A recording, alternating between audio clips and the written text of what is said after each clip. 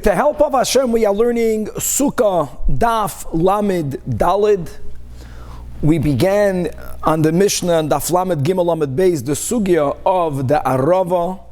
And as we will learn, the willow branch or the willow stem that's called Arava, as we'll learn today, the three specific simonim that will define whether we are indeed taking the Arava, that is what's valid.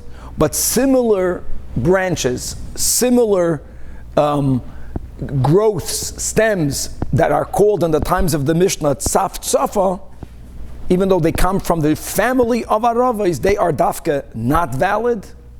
And the Gemara very importantly points out, not only concerning Arava, Tzaf Tzafa, but various other items that are normally needed and they are connected to halachas, that after a certain period of time, whether it was the Churban Beis HaMikdash or whether it was because of other historical moments, people started to change the words like Arava, Tzaf Tzafa.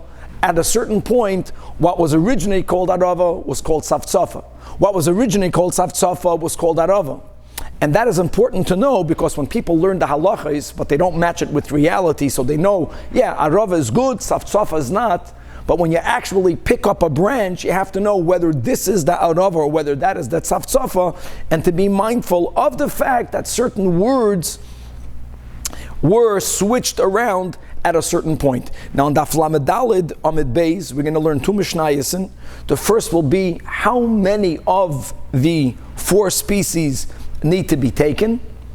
And on the second Mishnah, we're going to have there's going to be a very important machlokes between the Rabbeinu Tam and the halachis gedolos in the understanding of our Gemara of whether you need to hold the four at the same time, or whether they only have to be in front of you at the same time, and you can even fulfill the obligation by picking up one by itself.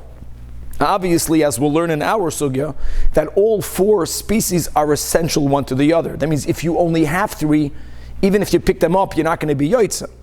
You have to have the four, but again, the question is, do you need to pick them up at the same time, which is the way we do it, or not? Now, even though we keep on learning the Shitas Rebbe Yehuda that lulav needs eged, we don't paskin that way. Even though we do it nonetheless, but they certainly need not be bound together, but we're going to be machmer as we'll speak out, and we dafka pick them up all at the same time. The second Mishnah on Daf Lamed Dalid Amid Beis will speak all about the esrig. Up until now we spoke about the lulav, the hadas, and the arava. And not only will we have, again, the symmetry of the various halachas that we learned up until now regarding the other three, how they also are the same regarding the esrig, but being that the esrig is a fruit, or it's a food item, so there's going to be new, unique halachas that were not relevant until now, like an esrig of orla. Orla is something that's only shaykh to a food item that the Mishnah will have to speak out concerning the esrig. As far as other types of physical blemishes, which are also unique concerning the esrig. And if we'll have time, we'll begin at least a sugya and Daf Lamed Hey Amud Aleph. Again, this is all similar one to the other, that in as much as the Ritva points out, that we know what are the Arbas Haminim. We know what are the four species, because we're simply doing what our fathers did, what their fathers did, going back to Moshe. But it's important in the Gemara to find if there is a source in Psukim that at least are merames, that when the Torah here in our sugya says Pri Eitz Adar, which literally means a fruit from a beautiful tree, how do we know, or is there at least an indication that this is dafka referring to the esrig and chevra and a lot more? Let us start on Daf Lamed Dalid Amid Aleph. We left off 5 lines from the top of the Amid, right? Tanu Rabbanan. Baruch atah Adino Eloheinu melech haolam shehakol na'im b'dvarim. We learned in a brisa. We learn in a brisa. Arvei Nachal. This is quoting the words that we have in the pasuk in Emor, literally meaning brook, willows. And as we learned yesterday, right, one might have thought, as indeed do some Tanoim, that what aravos are good, dafke, not only if they are of the species that's called Arvei Nachal, but they have to actually grow by a Nachal. So this brisa says, Hagedei lois al hanachal, they have to grow on a brook. And here there's a machlokes how to understand this Tana amongst the Rishonim. Is this Tana saying that it has to physically grow on the brook, or as it's more mashma, it's the species that generally grow on water. And that comes to exclude, says the Braisa, to something that's in the general family of Aravis, but they were called a while back Tzaf-Tzafa, and the Tzaf-Tzafa species generally grow in the mountains. And as we spoke out in the Mishnah, that the leaves of the Tzaf-Tzafa are round and not elongated, they're not long. But more than that, we're going to learn today the three simanim, and we'll get to that in a moment. Now, Amar Rab Zera Maikra, right, where do we find in a pasuk that a Tzaf-Tzafa, even though it belongs to the general family of Aravos, are not valid to be taken for the mitzvah? So we're quoting a pasuk in Yecheskel, and here Hashem is reprimanding the Jewish people through Yecheskel. This pasuk is giving as a mashal that which the nimshal will be the Jewish people, that kach al mayim rabim, he took that which grows on abundant waters, and that is referring to Aravos. And we're going to understand, and what happened, instead of taking the superior Tzaf-Tzafa Samoi, that he set it up as a Tzaf-Tzafa. He exchanged the Arava for a Tzaf-Tzafa, and these are words of reprimand. So you see that even though Tzaf-Tzafa does come from the general family of Aravos, it's considered something inferior, and that's why we're being criticized for why do we go from something superior to something inferior. Amar le Abaye, that how does the Braisa, he asks Rab Zera, how did you prove it from the pasuk? Maybe Parush or Kumafarish. Maybe the pasuk is not saying that we exchanged something greater for something worse. Maybe fakert, the Torah is saying, the pasuk is saying, kach al mayim rabim, take that which grows on abundant waters, and adarabah, and that even also includes umayninu, that's a perush, that's Tzaf-Tzafa. Fakert, maybe that pasuk should be a raya that a Tzaf-Tzafa is also good enough for the mitzvah of Arava. So the Gemara says, so Rab Zera answers, no. If that would be the interpretation, then the last word in the pasuk, samoi, right, he has taken, doesn't fit. He has set it up. No, if without the word, it should have been that kach al mayim rabim, that should have been the whole pasuk, and Tzaf-Tzafa. Samoi means no, that he said it, he exchanged it for a Tzaf-Tzafa. And then what does that mean? Indeed, Amar Rabbi Abo, Amar HaKadosh Baruch Hu, Ani Yomarti Shiyu Yisrael Lefanai, I wanted for the Yidden to be in my eyes like Kekach al Mayim Rabim, like that which is taken from abundant waters. We should have been something superior. And what is that? Arava. However, indeed, Veheim Samoy Atzman, right? They set themselves, they went down a step, Tzaf-Tzafa, like the inferior type of Aravis, that's called Tzaf-Tzafa, that generally grows in the mountains and not on waters. Now others had that same Tanu Rabbanon, but instead of having an Amoira, in our case Rab Zera, who to back up the Braisa found a pasuk, some people learned that the Braisa, the Tana itself, the Tana himself already brought the pasuk. The Braisa quoted the pasuk. Kachal Maim Rabim Tzaf-Tzafa Samoi. And Adarabah, it was Rab Zera that then asked on the Braisa, how do you know that he exchanged that which is taken al mayim rabim, which would be the arava, for a Tzaf-Tzafa? Maybe perusha komafarish. Maybe the pasuk is actually explaining itself that what is that which is taken from mayim rabim that also or even includes Tzaf-Tzafa. And Rab Zera himself answered, because if that would have been the meaning of the pasuk in Yecheskel, then the last word simply doesn't fit. Imkein mai samoi. In other words, here again, Amar Ababo, Amar HaKadosh Baruch Hu, Ani Yomarti, Shiyu Yisrael Lefanai Kekach al Mayim Rabim. Kama. And now we have to insert, and what is that which is taken from a lot of waters? That's the Arava. Something superior. Narvas then veheim samoy atzman Tzaf-Tzafa shebaharim. Now we all are familiar and we'll speak a little bit more at Amud Beis with the many midrashim that every rabbi darshans over Yom Tov, so many days of Yom Tov, a lot of drashas, a lot of midrashim, how the four species are representations of four types of Yidden. And in most of these comparisons, the arava from the four species is the one that's the most inferior. That when we make the bundle, the hoishana, we just mentioned that a few days ago, our meaning is to make an effort that the arava should be hidden. Not a tam and not a reach. Just to point out the amazing pasuk over here, that when Yecheskel is telling us how God wanted to view us, God wanted us to be like an arava. The problem is that we became a tzavtzafa, which is gavaldik. Al Pishita is the Torah of the Baal Shem Tov, that there's nothing greater than a ish pashut, than a Jew that's plain. That's not a derogatory statement, but that's actually a complimentary statement. And halavai, even when people, and we all should grow in our avodas Hashem, and we should grow in our Torah knowledge, and we should grow in our observance and hidur and mitzvahs. But halavai, we should remain pashut. We should remain humble. We should remain like the arava, and that will be the biggest compliment. Gewaltig. Tana Rabbanan. Weiter. Here we have a brisa that's now going to give us the signs to know which one is the actual willow that has to be taken, and what is the one that maybe is from the, not maybe, it's from the family of willows, but it's not kosher for the arbas aminim. So here are the three simanim. Arava, number one, kana shala adoim. The stem is red.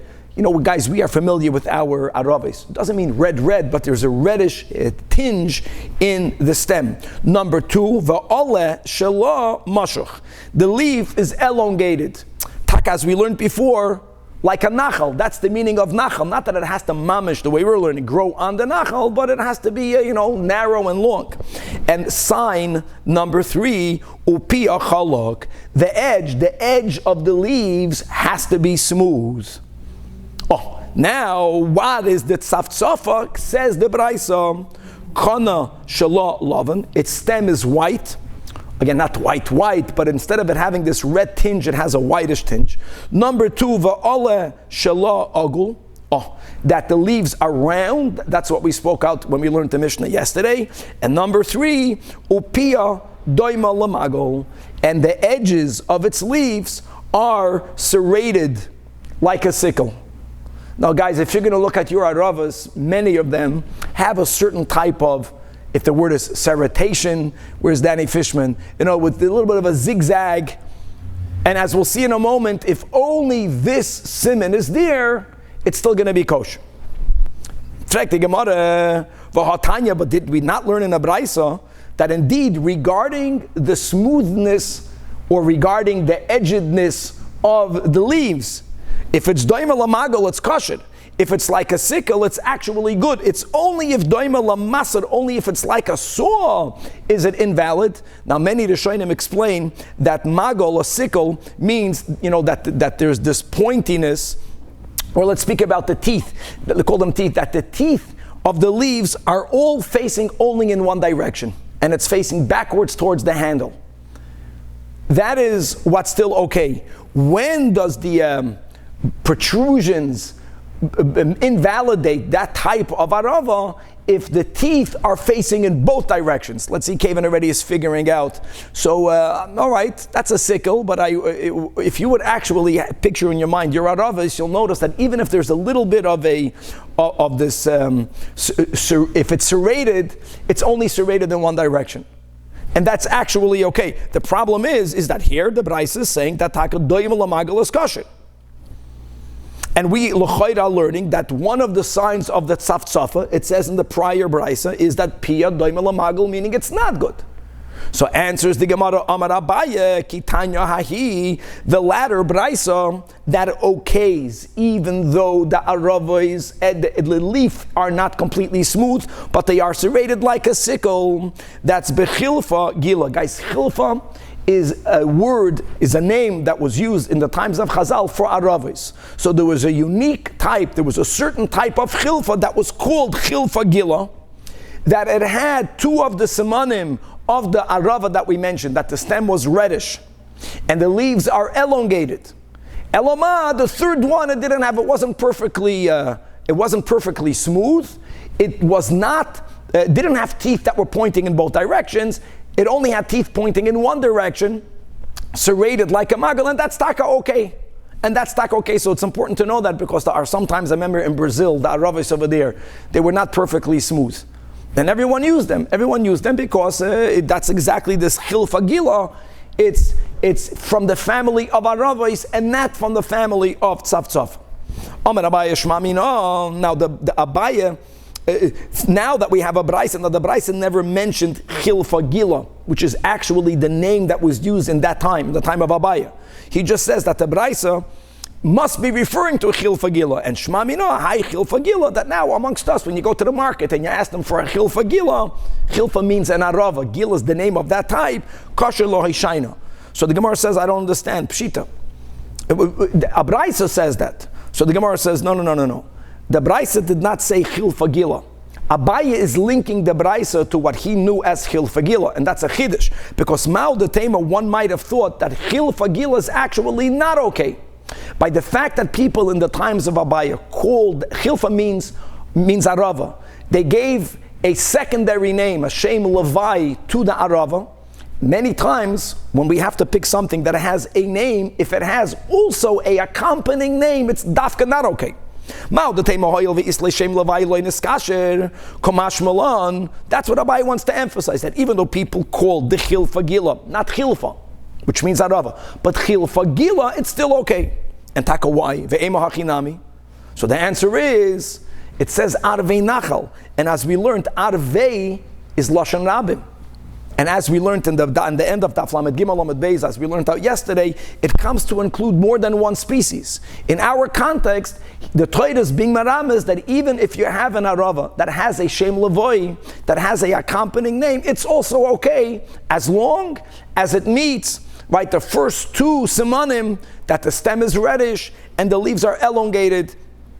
And even regarding the third siman, even if it's not perfectly smooth, if the edges of the leaves are not perfectly smooth, they're not going to be teethy like a saw. They're only going to be teethy like a sickle. They won't have teeth pointing in both directions, only in one direction. Weiter. Amar Rav Chizda. Hani tlas mili. The following three things, Ishtani, Shemayu, their names changed from when the Beis HaMikdash was destroyed. Number one is Chalafta and Arafta. These are two names, it's amazing, that original, and Arafta Chalafta. Was originally, Arafta was the Arava. They used to call Tzavtzafa Chalafta. So Bezman Beis HaMikdash Kaim, if someone went to the market and he says, can I have a Chalafta? Can you use a Chalafta for the lulav? They would say, absolutely not. After the Beis HaMikdash was destroyed, for whatever reason, the kosher arava is called chilfa or chalafta. The word arava was used for tzavtzafa, and that's the ma'inaf kamina lulav. So if you are familiar with the actual item, as we all should be, no one should be afraid of you confusing it. If it's not going to look like the one your father took, you're not going to take it. But if you're simply buying it based on its name, so there was a name change. The next item that had a name change, shipoira, which is a shofar, and chatzoitzarta, a trumpet. Okay, so you know what a shofar looks like. But if someone never saw a shofar, so before the Beis HaMikdash was destroyed, the shofar is what we call a shofar, and everything else was called a trumpet. It's amazing that after the Beis HaMikdash was destroyed, the name given to the shofar was trumpet. Chatzoitzatra shipura, and my nafkamina l'shofar shel Rosh Hashanah, that you must use what we call a shofar. But what was called in Babylonia after the temple was destroyed, they would call that a chatzoitzarta. And the chatzoitzarta is what needs to be taken. And what the oilam, what the people would call the shofar, is dafka what may not be taken. And the third item is pasha, the name of a table. Now you have a large table and a small table. There was psoirta, psoira, psoira, psoirta. Before the Beis HaMikdash was destroyed, the large table was called psoira, and the small table, they added a little tough, right? Like in Yiddish, avrem eleh, psoirta. Psorta means the little one. After the Beis HaMikdash was destroyed, for whatever reason, they actually called the large table Psorta and the small table Psorta. And now, Lamay Nafkamina over here, Lamekachu Memkar. If there is a sale that happened, and the seller says, I'm selling you a Psorta, and then he delivers a little table, and the buyer says, no, Psorta, we made up you're going to sell me a Psorta. So since the people after the Churban Beis HaMikdash began to call the small table Psorta, they flipped it, so that is what was explicitly spoken out on the sale, and the sale will be standing. Amar Abaye, similarly, right, the followings did not necessarily change connected to the Churban of the Beis HaMikdash, but there are certain items whose names were flipped around. Af ani oimer beikasei huvlila and huvlila beikasei. Guys, if you remember in Chulin, when we spoke about the 4 stomachs that a kosher animal has, stomach number 2, right, is called beis hakoisos. Originally in Aramaic, it was called beikasei. The 3rd stomach, that's called hemseis, right, originally was called huvlila. And then at a certain time, the opposite names were given. And why do we have to be aware of that? Lamay nafkamina. So if you remember when we learned this section of treifos, certain defects in an animal render the animal treif, even though the shechita was okay, the animal may not be consumed.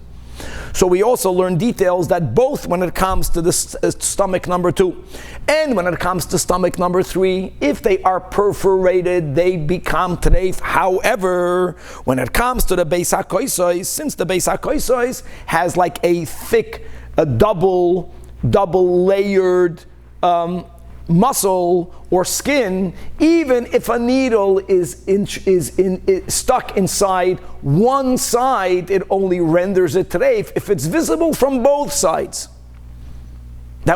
We found that by other parts of the animal as well. Masha'enke, in the stomach of hemses, is a much thinner layered stomach. The skin or the muscle is much thinner, and if there is a puncture in it, even if the needle is not seen through the other side, it's also going to become treif. So therefore, Pashat, you have to remember that it could have been that originally, the problem is, it's the beis hakoisos is harder to tarf. But which one of the 2 stomachs is the beis hakoisos? So they used to call the beis hakoisos at some time in the past beikasei, but now they call it hemses. So if someone asks a Rav, that there was a needle stuck in the hemses, but it didn't go out the other side, now that the huvlila, and they said that's the huvlila, it went in the huvlila.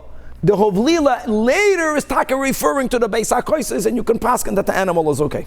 Lamay nafkamina lamachad hanimtza ba'oive beis hakoisos. And Amar Rava Bar Yosef, the final item that underwent a name change, this is actually a location, Afani Omer, that originally Bavel was Bavel and Bursif was Bursif. Right? And after a certain while, what used to be called Bavel is called Bursif. The location, what used to be called Bursif, is now called Bavel. And Lamay Nafkamina, Daf Lamed Dalid Amid Beis Legitei Nashim. So let's have our opportunity to review the beginning, the opening of Masechtas Gittin. Let's learn Nashim. Legitei Nashim, the Kaimalon, we learned in Gittin Daf Beis, Hamevi get michutz la'aretz. If someone brings a get from chutz la'aretz and delivers it to a woman that lives in Eretz Yisrael, so Chazal made an enactment that the shliach must say, obviously if it's true, befanai nechtav, in front of me the get was written, and ubefanai nechtam, in front of me the get was signed. And we gave 2 reasons for that takana. Number 1, mishum de ein mitzoyin lekaimai, since the people, the travel between chutz la'aretz and Eretz Yisrael was not that common. And as the Gemara clarifies that if the husband at a time later will claim that the entire divorce document was forged, when such a claim is made, then you need to authenticate the signatories. You have to notarize it. So notarizing the signatories, we're going to learn many times that there are 3 different ways of doing it. All of them become very difficult if the travel And therefore the familiarity between the people in one location regarding who are the people in the original location, whether knowing the person or knowing to identify their signature, or having documents that we already have here that from which we can match their chasima to that chasima, all of that is not that common. So to prevent the husband's claim it's forged to have an effect, from the outset, the shliach says, that's reason number one. Reason number two, the third line in top of Nashi, the ain became lishma.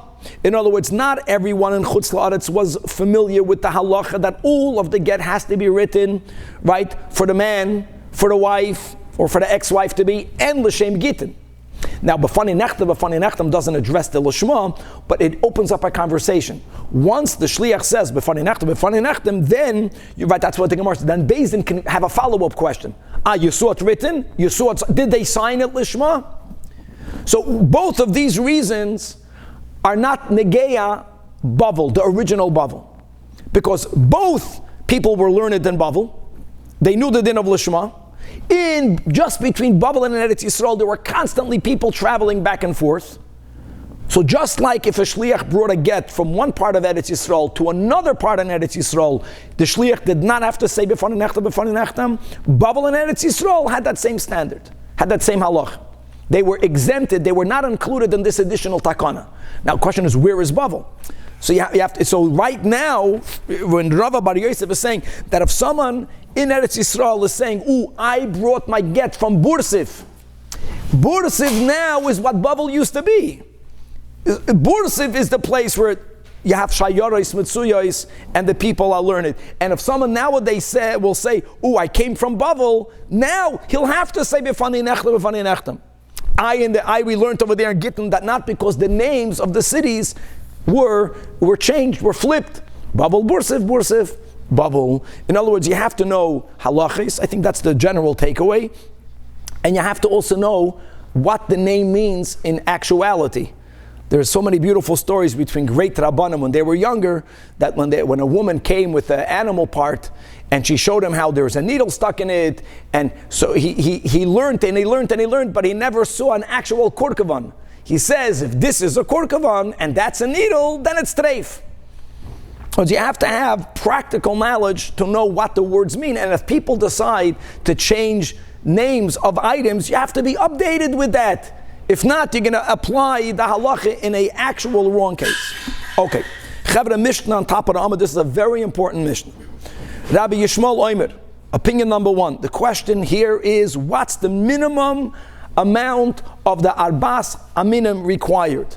And just to speak out that there's going to be, like always, big arguments between the Rishonim whether this is only the minimum amount, but you may add, or whether you may not add. But let's begin. Rabbi Yishmael says hadassim have to be 3. What's the source of Rabbi Yishmael? We'll see in the Gemara, in a Brais. Shtei aravis. Aravis is 2. Lulav 1 and esrig 1. Again, this is some rabbinic sermons. So amongst the many metaphors or many representations, that's a better word, that the arbas haminim represent, is that you have eyes, you have body parts, and you have the mouth. So the hadassim are connected to the eyes. And what pshat, we have 3 eyes. Well, we're not going into other cultures with the third eye. 3 eyes means, like it says in Pirkei Avos, that a person should always look at the past, ma'ayin ba'asa, on the present, where you're going, and in the future. That's the 3 eyes of the hadassim. The arava represents the lips, and we have 2 lips, the upper lip and the bottom lip. And the lulav represents the spine, and the esrig represents the heart, and we have, at least most of us should have, we should have a good spine, and we have 1 heart. Not 2 hearts, we should have 1 heart. We should be direct the heart always into God. Okay. Now, the continuation in the Mishnah is only regarding hadassim.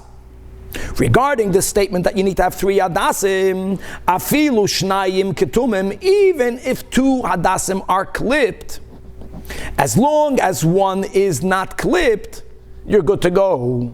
Now, before we speak out the big machlokes between the Rambam and the Ravid, what does this clip refer to?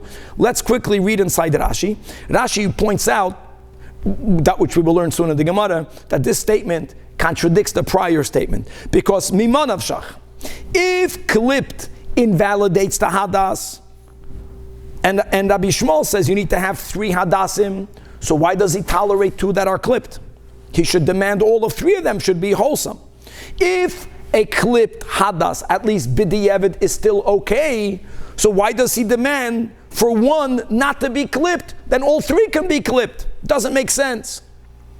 And therefore, he's quoting the Gemara. I know it doesn't fit into the words, but you should know that Rabbi Yishmael changed his mind.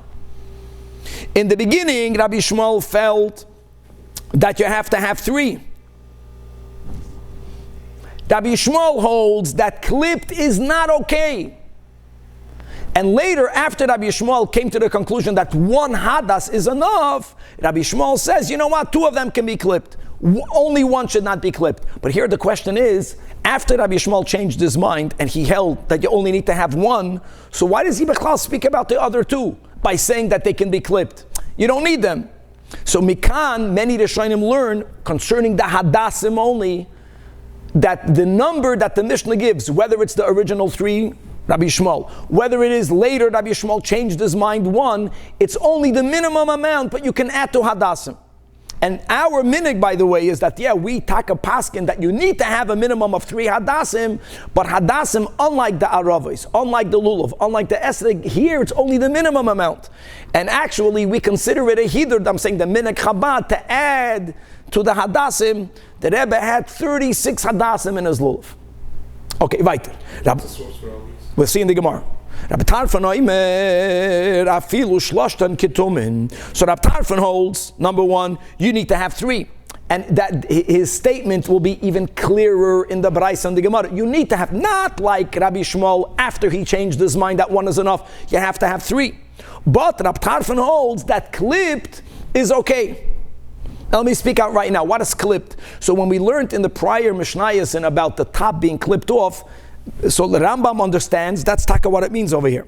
That here we are introducing a new opinion, even though we learned above that if the top is clipped off, it's not okay. No, that it is okay. The Ravid clearly disagrees with very strong words that we know from a heavenly voice. He says in the yeshiva that if the top, that means if the stem of the hadasim are clipped in the top, it's not okay. What is okay over here is that it was common that from the hadasim, from a normal hadas, sometimes naturally there are branches, little branch-alach that come out from the hadas itself. And people didn't like it. They actually found the hadas to be more beautiful when it's just 1 stem. So that is the question, whether clipping off the little branches that come out of the center stem, people did it because, it was nicer, or maybe it was easier to hold together or to bind it together, whether that invalidates it or not. That is the debate over here. And according to the Ravid, if the top is clipped off, everyone holds that it's not kosher. Let's go weiter. Rabbi Akiva oimer, kshem shalulav echad ve'esreg echad, kach hadas echad va'arava achas. So, you, Rab Tarfon, are saying that 3 are needed, but they are allowed to be clipped. Rabbi Akiva says, no, they may not be clipped, but Rabbi Akiva is lenient or more lenient than Rab Tarfon, because Rabbi Akiva, like Rabbi Yishmael, after Chazar Boy holds, you only need to have 1 hadas. And now let's learn the Gemara sources for all of these Tanoi. Tanya, Rabbi Yishmael Oimer. It says in Parshas Emor the words Pri Eitz Hadar, right? The fruit of a beautiful tree, the fruit of a hadar tree. The Torah uses the words pri, not peiros. Pri is lashon yachid, and from there we learn that the lulav that the esrog is echad, 1 esrog, and dafka 1, not only minimum 1, dafka 1, and not more. Kapois tamarim. If you remember, we just learned that kapois is written without vavs, similar to the limud we had by Sukah. And that teaches you that even though kapais is in the plural, right? But if you focus on the Mesoides, on the way it's written, not the way it's pronounced, it's 1. Kapais on avav, 1 lulav. Anaf eitz avos. Anaf eitz avos, the shoot of a plaited tree. 3 words. Anaf eitz avos 3. That is the original sheet of Rabbi Yishmael. And arvei nachal, mamish consistent with the sugya we began today's daf with, arvei is lashon rabim.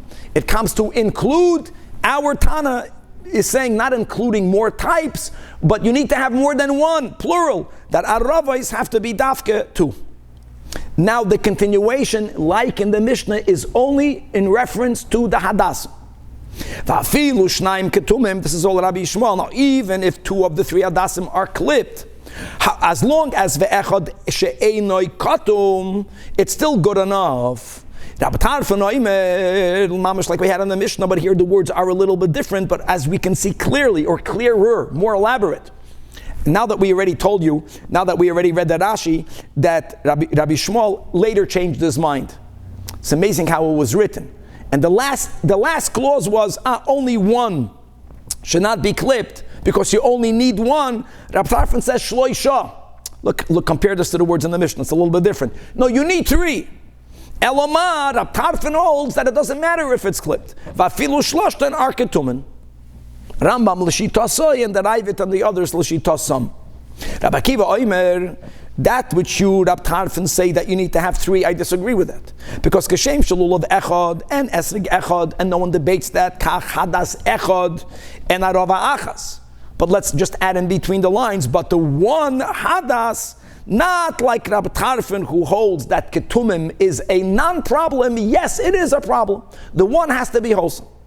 Now, Amar, whether you have the word loy, even though, or others take out the word loy, Amar Rabbi Eliezer, Yochol Yehei Esroig Imam Ba'aguda Achas. Now he's speaking about another rule regarding the bundling. Now, we already learned yesterday, and we quoted already before that a few times, the Machloikas Tanoim, whether the lulav needs eged or not. But even according to the opinions, right, when we speak about bundling, the bundling is the lulav, and the arav hadasim and the aravos. That's the bundle. Whether it's a kesher shel kayama, whether it's stam bundled, the esrog is not part of the bundle. So you might think that, the esrog should be part of the same bundle. So to which Rabbi Eliezer responds, Amrat, logically, I'll show you it cannot be so. Why? Because v'chi nemar pri eitz hadar, and then is there a vav by the v'kapois tamarim? And like Rashi points out, that when it says v'anaf eitz avos, the Torah does add a vav. When the Torah speaks about the arvei nachal, it says v'arvei nachal. There's a vav that connects. And so to be consistent, the Torah should have written v'kapois tamarim, but the Torah doesn't write a v'kapois tamarim. We don't link the lulav and subsequently the hadas and the arava with the first, with the pri eitz hadar. You know why? Because itaka should not be bundled together. And therefore, as we do it, that we bundle the lulav and the hadasim and the aravos, but the esrek is not in that bundle. Now continues the braiso, uminayin shema akven ze'edzeh. How do you know that all 4 are essential? Meaning, if a person b'chlal doesn't have one of the 4, do we say, well, at least take 3? Which is what we say when it comes to tchelis and the tzitzis. If you don't have tchelis, at least wear the tzitzis. Or as we would say by the 2 pairs of tefillin, yad and roish, if you don't have the yad, at least put on the shol roish. Or if you don't have a yad, at least put on the shol roish. Do we say the same thing over here? No, we don't. They are all, if you don't have all 4, then you're doing nothing by taking 3. Even though we did learn above that if you're living at a time where you can't find an esrog, shloi tishtakach, not to forget, you take the 3, you don't take the 4, you don't add the pomegranate. But you don't make a bracha, because you're not, very good, you're not doing a mitzvah. How do you know that? Talmud Leimer, ulakachtem is really a drasha here, that we're dividing this word into 2, that the lekicha, that the taking should be tama, from a tamim. It should be a complete, meaning all 4. If you don't have all 4, then you're not doing the mitzvah. Now over here, keep your finger in the Gemara, we have a very important Tosfos. We spoke it out in the intro, Rabbeinu Tam and the Bahag. This is very important. So Tosfos writes 1 to the 4th Tosfos on the top of the Amid. Shetehei lekicha tama. So Tosfos brings from Menachos, from the Perek HaKoimetz Rabbah, and I'm quoting the words in the Gemara, that ma'akev when Chazal say the 4 species are ma'akiv, that means lo shanu elo she'ein lo. If you don't have one of the 4, then you're not going to do the mitzvah. They are essential. You have to have all of them. Avol yesh lo. These are the words of the Gemara. But if you have all 4, ein ma'akvin. If you have all 4, then they're not essential. What does that mean? What do you mean? If you have all 4, but you're not going to take them, what does that mean? So the halacha is gedolos. He brings Tosfos down, says ein ma'akvin, meaning doloi tema adamagba luhu bahadi hadodi. We already established that the esrig is not part of the bundle. But what happens if you did not pick all 4 up at the same time? So let's take it. You have all 4. Let's add. They're in front of you. First you pick up the bundle. Let's say, and then you would put it down, and then you pick up the esrik. You took all 4. Says the Bahag, that's good. That's the meaning of the Gemara. When the Gemara is saying that they are essential, but they're not essential, they are essential, meaning if you're never going to take all 4, you're not going to do the mitzvah. Or let's add, if you don't have them all in front of you, at the same time in front of you, you're not going to do the mitzvah. But if you had them all in front of you, says the Bahag, you don't have to hold them all together at the same time. You have to hold them all together, but not at the same time.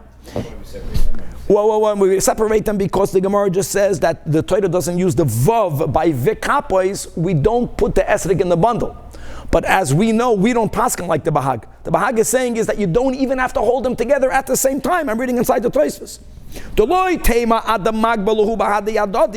say that when our Gemara says that they are ma'akiv, that means that if you don't pick them up at the same time, you don't get the mitzvah. No. If you picked up all 4, and again, many understand even in the Bahag, and they all have to be in front of you, but even if you didn't pick them up at the same time, shapir dami. And obviously this is connected, they're not even speaking about the bundle. The Bahag reminds us that we don't paskin like Rabbi Yehuda. In other words, it's nice if you bundle it. We learned even lachachamim zekeli ve'anveyu, bundle it, but you don't have to. So even if you mamish, you picked up the lulav, put it down. You picked up the hadas, put it down. Picked up the arava, put it down. Picked up the esrig. We're not even going into the seder or in any other. Bahag is not speaking about the order. You fulfill the mitzvah. 1 second, didn't the Gemara over here say it's ma'akiv? Yeah, you have to have them in front of you. You have to pick all of them up. But you don't have to pick them up together. So holds the Bahag. And the Rabbeinu Tam, says absolutely not. Absolutely not. The Rabbeinu Tam says that lekicha tama means you have to pick them up at the same time. You have to hold them all together. And as we know, we paskin like this Rabbeinu Tam. So that's amazing. Let's go back on the Gemara. Yes. Just quickly here. Why does Rabbi Eliezer, from what did Rabbi Akiva say that, where did Rabbi Eliezer's question come where he says, Yachol Yisra Gimayim, Tzvika, that's why, even though in our Gemara you have Amar Loi, that's why in our Gemara, and I mentioned that many of the Rishonim didn't even have the Girsa of Loi. Because if you have the word Loi Tzvika, then the way we learned, then we're learning the whole thing wrong. Because indeed, the way we learned Rabbi Eliezer, which is the Pshat, he's not speaking to Rabbi Akiva. He's speaking about a new topic. And Taka, take out the word Loi. So, Stama, Amar Rabbi Eliezer, another din. Okay, let's go right. Now the Gemara, this is not the Braisa. This is the Gemara, we spoke this out on the Rashi. V'Rabbi Yishmael niman nafshach, or man nafshach. It doesn't fit, it's an inherent contradiction. Ish Shleiman boyi, if he subscribes as he does, that one has to be unclipped. Okay, if you need to have Shleiman. Rabbi Yishmael says in the Mishnah and the Braisa, you need to have 3, so then all 3 should have to be Shleiman. And Eloi boy Shleiman, if he holds at least b'di'evet, even if it's clipped, however you understand clipped, it's okay. Afilu chad nami loy, doesn't work. So Amar bira'ah, in the name of Rav Ami, chazar boy Rabbi Yishmael. We have the rules that Mishnah Rishoina loy zazim kaima. That's the way we're going to word it. No, why did the Rabbeinu HaKadosh quote Rabbi Yishmael saying 3 adasim if he changed his mind? Because that's the way Torah Shabbat Peh works. It was prior to his changing of mind. Everyone who learned Torah Shabbat Peh would quote Rabbi Shmuel Omer Shleish Hadasim. Rabbi Shmuel Omer Shleish Hadasim. Even after he changed his mind, we don't take away those words. We just add this additionary clause that now with the Gemara it's clear. Indeed, Rabbi Shmuel changed his mind. Now, Amar Rav Yehuda, Amar Shmuel, I want you to know that the halacha is like Rab Tarfon. What does Rab Tarfon say? Number one, you have to have 3 hadasim. That's the minimum. But Rab Tarfon holds that clipped is okay. They can be ketumin. And now the Gemara says, "Us the Shmuel the time." You get it. Rav Yehuda is quoting Shmuel. Shmuel says, "Allah ki Rab Tarfon." Now I get it. It's going to fit. To Amalu Shmuel lahanu. Shmuel once told those the mizabnei asa, those hadasim sellers, and don't think that the exorbitant pricing of the dalad minim is a psachidish of our generation. The chiddush is that now you pay for the esrik. In the times of Shmuel, they got you by the hadasim. Doesn't matter on what. I mean, you need to have all 4. So everything was very affordable. The lost leader, and every year they would start hiking the prices of the hadasim.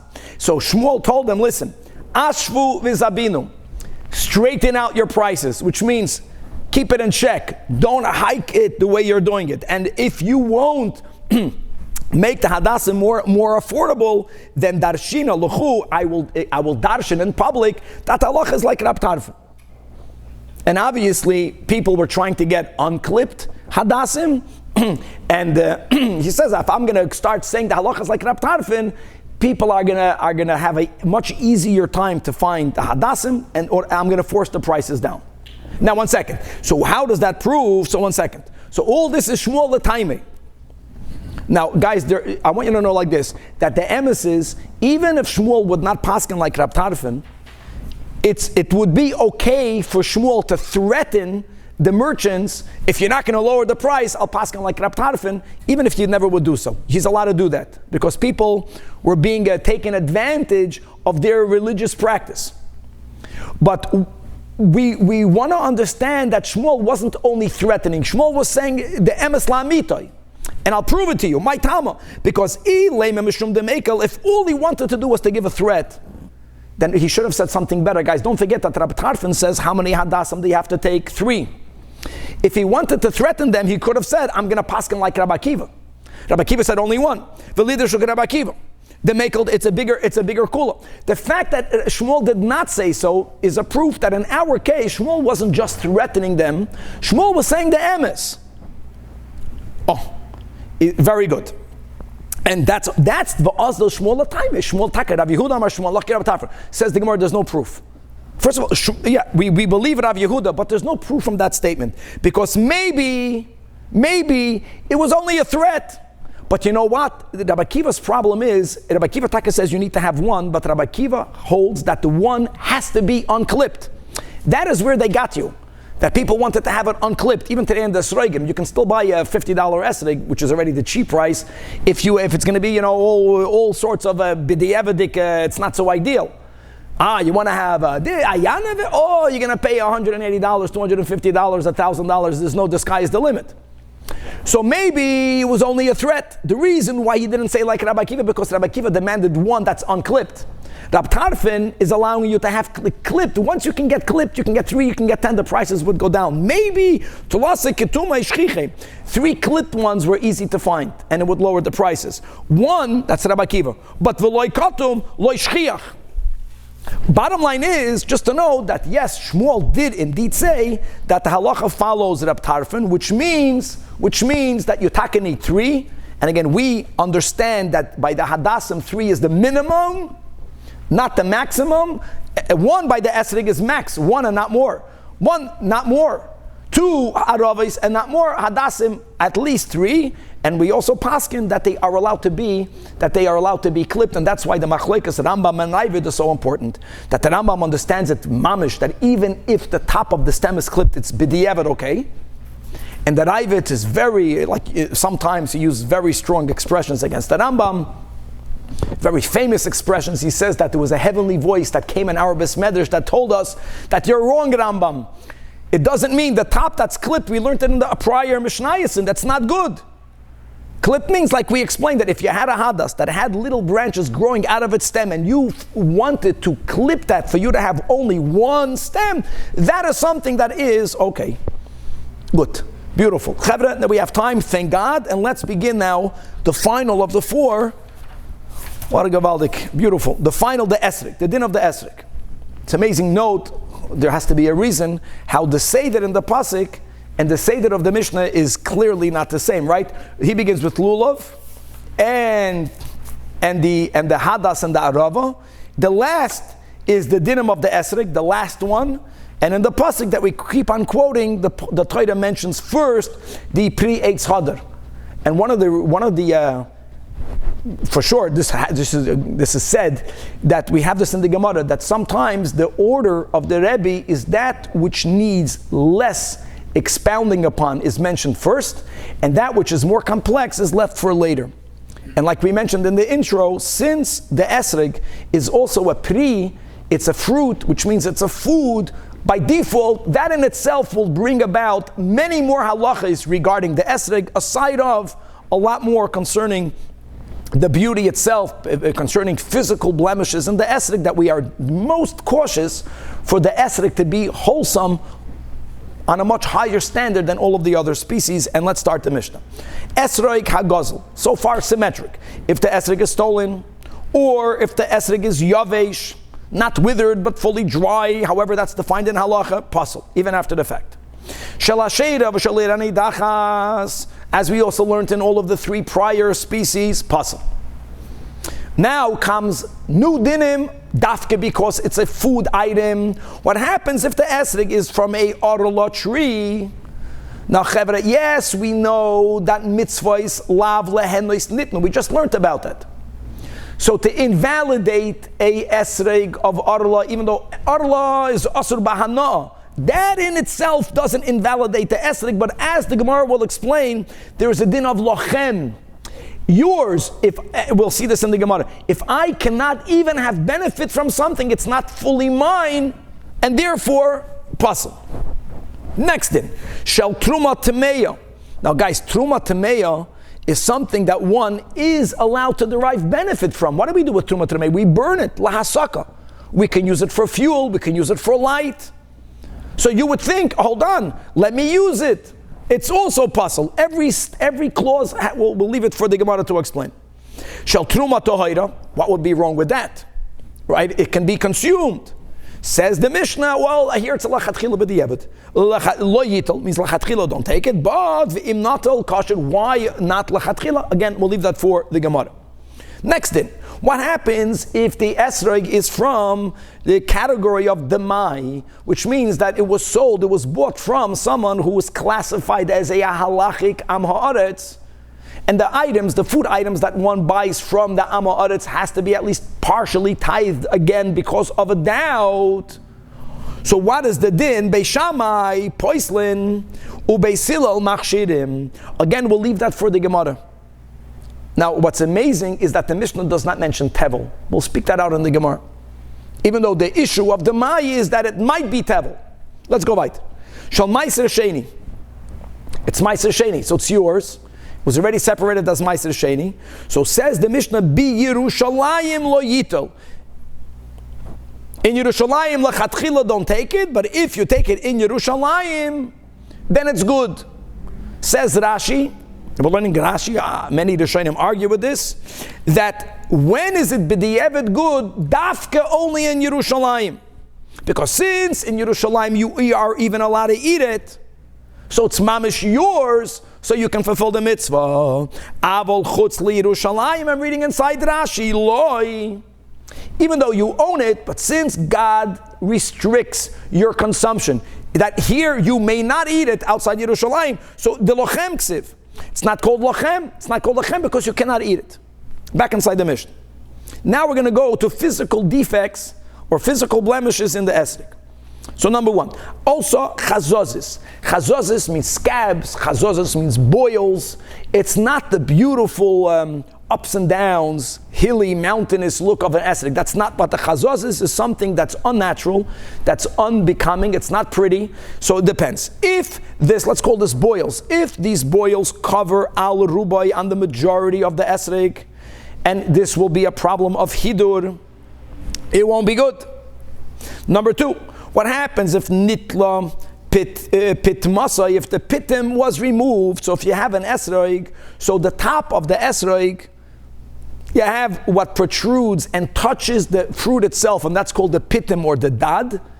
And above it, you have what's called the shoishanta, the flour. We're not speaking about a defect in the shoishanta, we're speaking about if the pitim was removed. This invalidation is worse than a hidur issue, even though we're not minimizing that if it's not hadar, it's not hadar, but still there's a certain amount of subjectivity when it comes to beauty.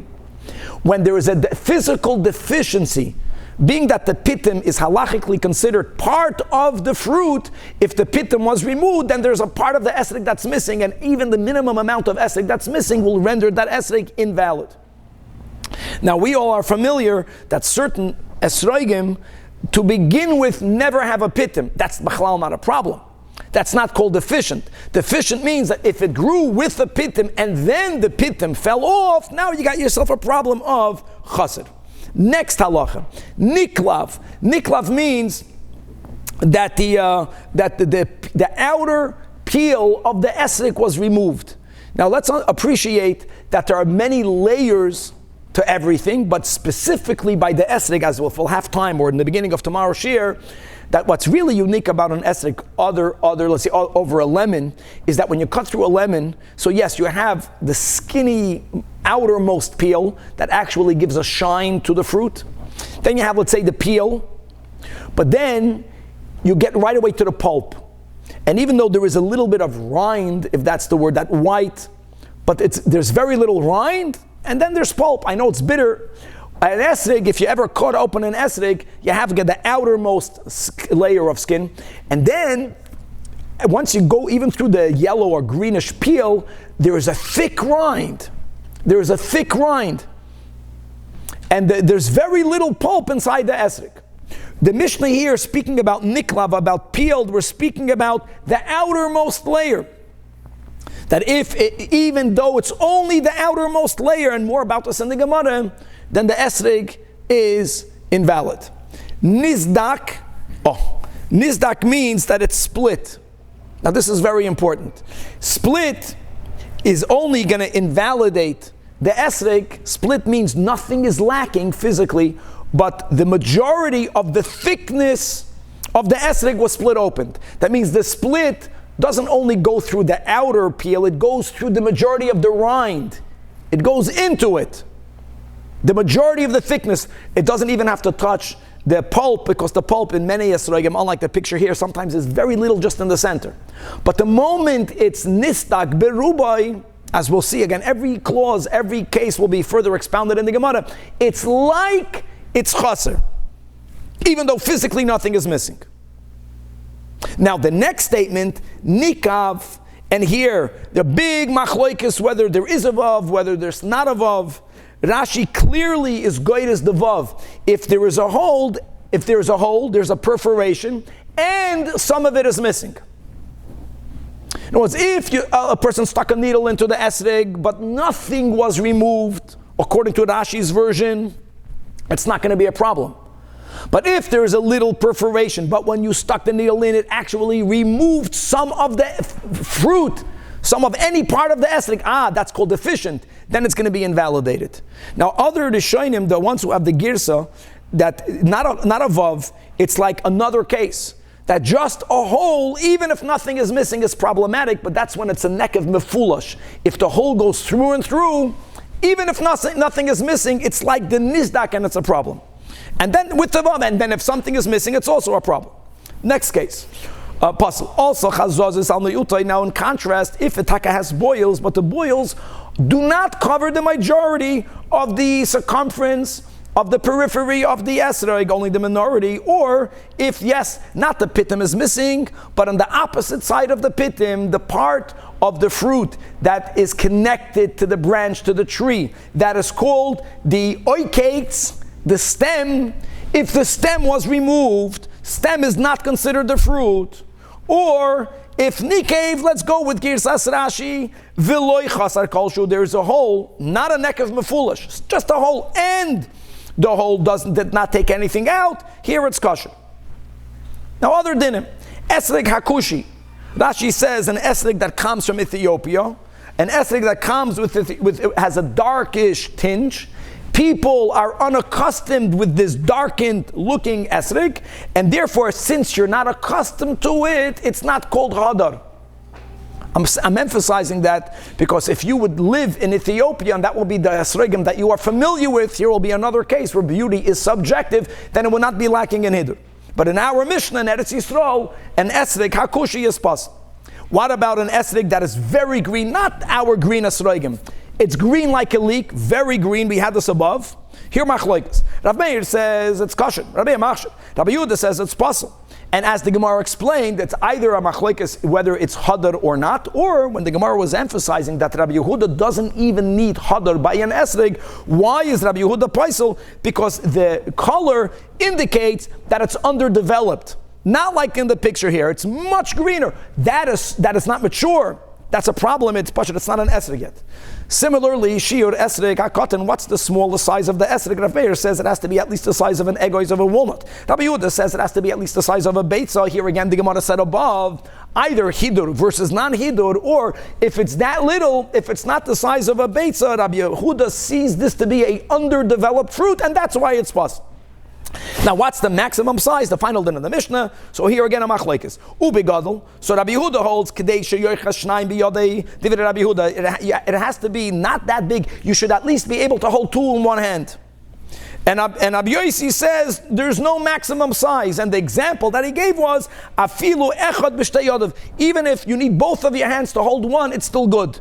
2 points. Point number one, just going back into the Gemara. Why does Rabbi Yehuda say it has to be kadei sheyoichas shnayim biyodei? Either it's a din in hidur, or as we learned, it's a practical thing. Because if you'll have to change, if the esrog is going to be too big, then when you exchange hands, because the igud, the bundle has to be in the right, and the esrog has to be in the left, then you might drop it.